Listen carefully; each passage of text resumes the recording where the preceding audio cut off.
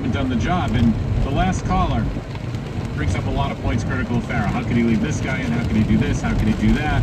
At what point is it up to the players to actually produce? And like Brad Ziegler is brought in the 8th inning, which is his job. Right. Just as it's Erod's job to get you into the 7th or 8th, right. He did his job. Ziegler's job is to get through the 8th against the bottom of a mediocre order. Yes. He doesn't do it. Kimbrel's job is to close out games. You know, the other night, he couldn't do it. He turned an easy win into a heart attack win that, you know, Barnes needed to come in and save. So a lot of this stuff I put on the players more than Farrell. When I talk about criticisms of Farrell and I say look at the big picture, it's exactly what you said. Look at the record. They've been a 500 team for too long. I think there are a lot of pieces of blame to hand out. You know, Dombrowski for moves that haven't worked, guys for underperforming, and Farrell I can't sit here and say that he's totally blameless, because that's disingenuous.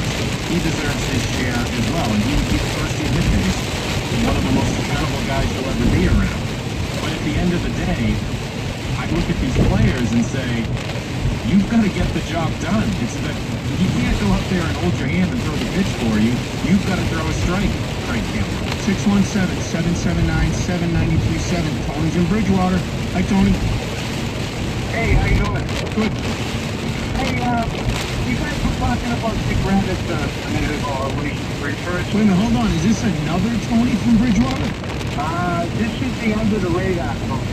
This is not the one that thinks I'm a cockroach. No, maybe sorry on that. All right. But anyway, Dick Rabbit was one of my favorite Red Sox. It's one of my favorite people ever. Did a show with him for several years. The Monster was one of the most unique guys you'd ever want to meet.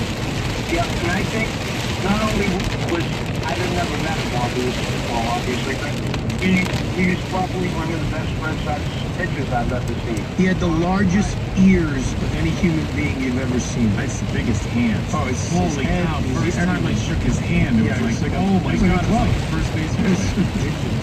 Anyway, go ahead. So here's my question, all right?